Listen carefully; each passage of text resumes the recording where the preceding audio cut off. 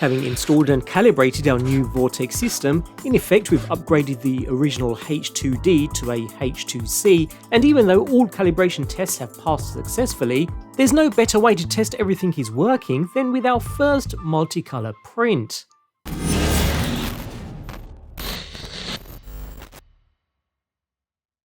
So I didn't want to go too extreme for the first print, something small and reasonably quick to print, yet requiring several nozzle swaps of course in order to test the Vortek rack.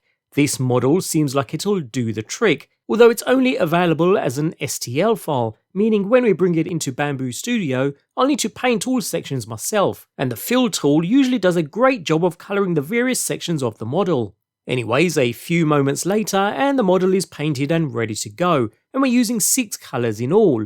I'm going to leave all settings at default for this test. There are a lot of curves, especially on the base with all these pebbles, so could probably add a modifier and decrease the layer height for those, but again I'm just using this as a test piece, so I'm not too bothered with refining it at this point. Instead we'll jump straight into slicing. The main thing to note here is that although the Vortek system consists of 6 nozzles and we have a model that is conveniently using 6 colours, we still have a nozzle on the left we can use too. Switching between nozzles on the actual tool head is faster than switching between nozzles on the Vortek rack, since there's no need to send filament back and forth to the AMS units. If we briefly look at how the Vortek system works then, when changing a filament colour for instance, the tool head will move to the side, unlock, make the nozzle change, then relock before reheating the nozzle. While this is a change that takes literally seconds, the time consuming part is retracting the current filament back to the AMS, then pulling the required filament back down before printing can resume.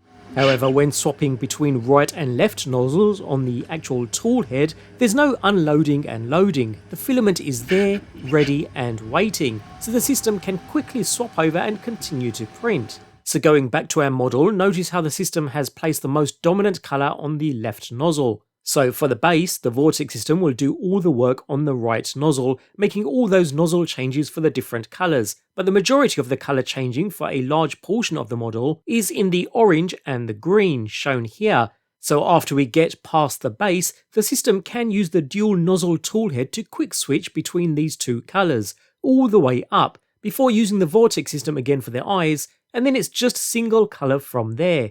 In essence, the system has optimized itself to use that dual nozzle in the most efficient way possible, rather than just stick to the Vortek system, and the result is a reduction in print time of almost 3 hours, which is significant.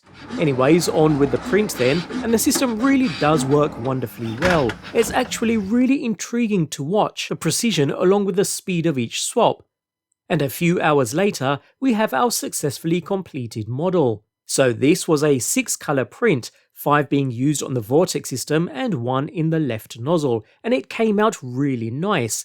Other than the layer lines on the curved areas, which we knew we were going to get from the start due to the layer height, I see absolutely no colour bleed whatsoever, even going from black to white, which is expected considering there's no flushing of plastic as they're coming from completely different nozzles in the first place. In fact, the only main waste is this prime tower, which is rather hollow, as well as a little bit of purge material considering it was the first time the material was going into the new nozzles, so I had to purge through first. Even so, I'm happy with the waste, which is minimal. Overall then, a really nice, clean print that I'm more than happy with.